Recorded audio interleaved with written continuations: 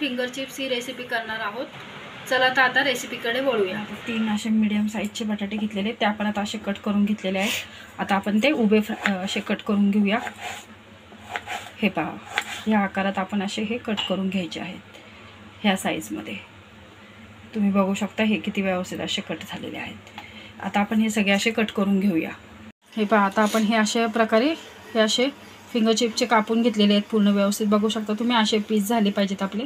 आता हे आपण 2-3 पाण्याने व्यवस्थित धुवून घेऊया। एक तांब्या पाणी गरम करायला ठेवूया। पाणी उकळू द्यायचं एकदम, त्यामध्ये थोडं मीठ टाकून घेऊया। आता हे पाण्याला उकळी आली की आपण हे फिंगर चिपच्या आकारात जे कट केलेले आहेत बटाटे ते आपण त्यामध्ये टाकून घेऊया आणि 5 मिनिटं एक उकळी काढून घेऊया। हे पहा, आपण आता हे उकळलेलं पाणी काढून घेतलेलं आहे चाळणीत। आता हे पूर्ण पाणी निथळू द्यायचं आहे। हे 5 मिनिटं आपण वाफवून घेतलेले आहेत बटाटे, पूर्ण शिजले नाही पाहिजे, असे थोडेसे नॉर्मली। हे आता आपण व्यवस्थित चाळणीत काढून घेतलेले। आता आपण हे कोरड्या कपड्यामध्ये पुसून घेऊया। हे पहा, आपण आता एक असा सुती कपडा घेतलेला आहे। आता आपण हे पूर्ण व्यवस्थित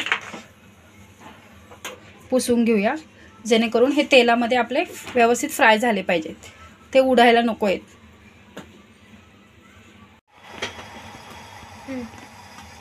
हे पहा, अशा आता आपण ह्यामध्ये तेलामध्ये हे फ्राय करून घेऊया। ते असे व्यवस्थित एक सोडून द्यायचे, नाहीतर ते एकमेकाला चिटकू शकतात।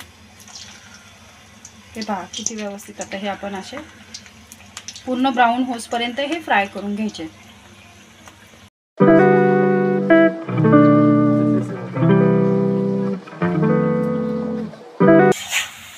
हे पहा, आता हे दोन्ही बाजूने किती व्यवस्थित असे ब्राऊन झालेले आहेत।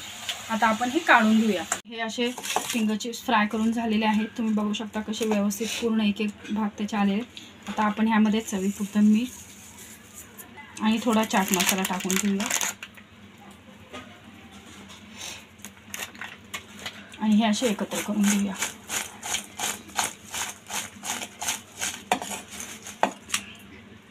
हे पहा, आपले हे फिंगर चिप्स आता खाण्यासाठी तयार आहे। हे तुम्ही टोमॅटो सॉस बरोबर खाऊ शकता।